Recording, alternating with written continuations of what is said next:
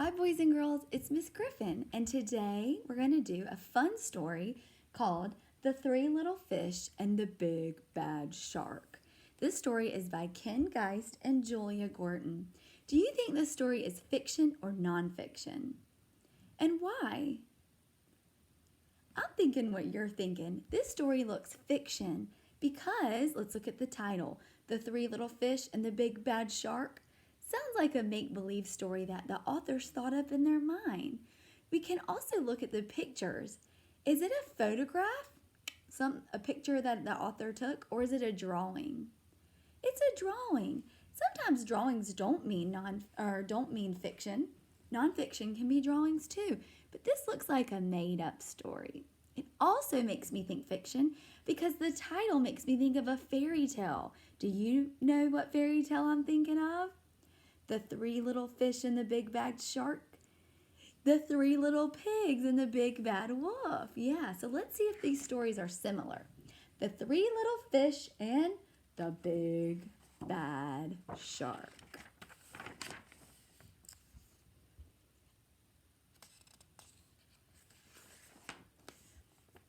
Read with me. The Three Little Fish and the Big Bad Shark. Dun dun dun. Once upon a time, there lived a mama fish and her three little fish, Jim, Tim, and Kim. Can you say those characters' names? Jim, Tim, and Kim. They rhyme.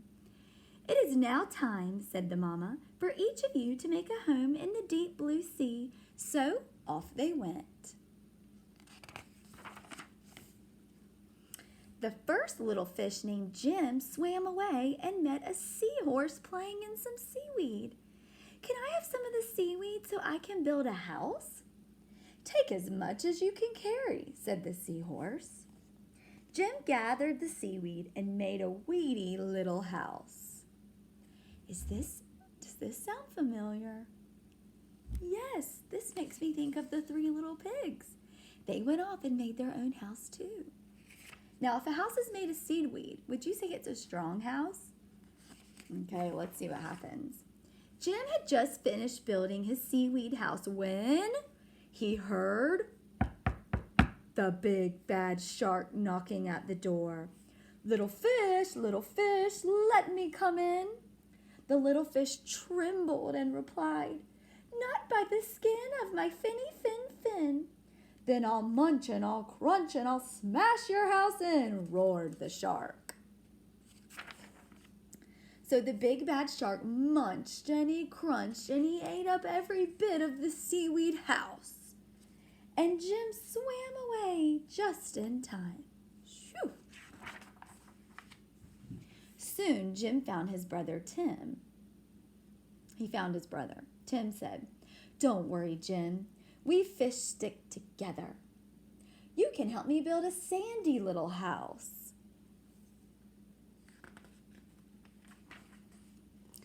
Jim and Tim had just started to relax in the sandy little house when the big bad wolf came knocking at the door.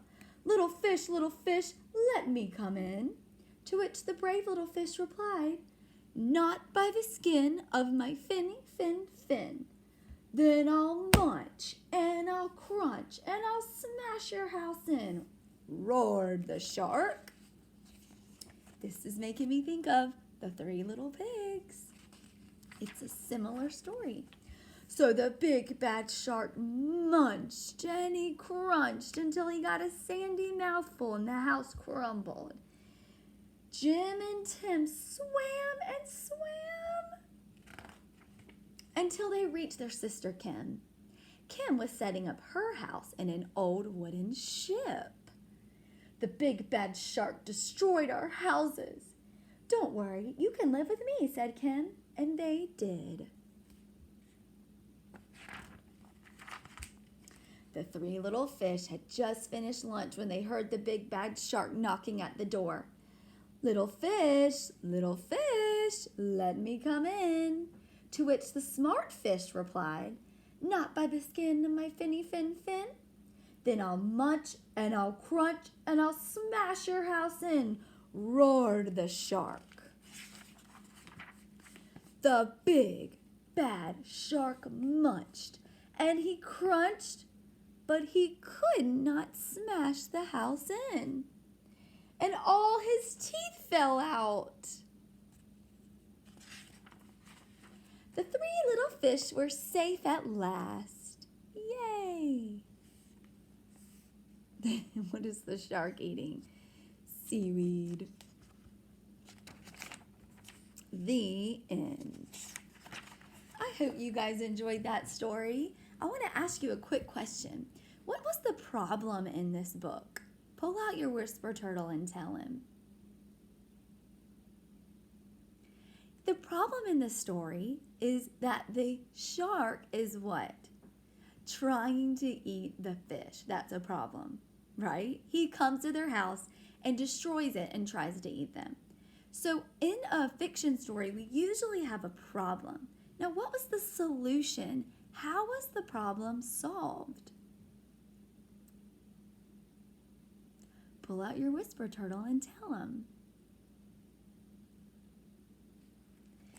The solution was when the fish got to the sister's house that was smart enough to live in a house that was shark proof, right? The shark couldn't get in her house. He tried, but because she was in a strong house, it made all of his teeth fall out. And then could he try to get them? No, he could only eat soft seaweed. So that's the solution to the problem. I hope you guys enjoyed that book. I love this little story. Now, if you go to the next little link down below, you can click on how to make your own shark craft. All you need is paper, scissors, and tape or glue. Okay, I'll see you later. Bye.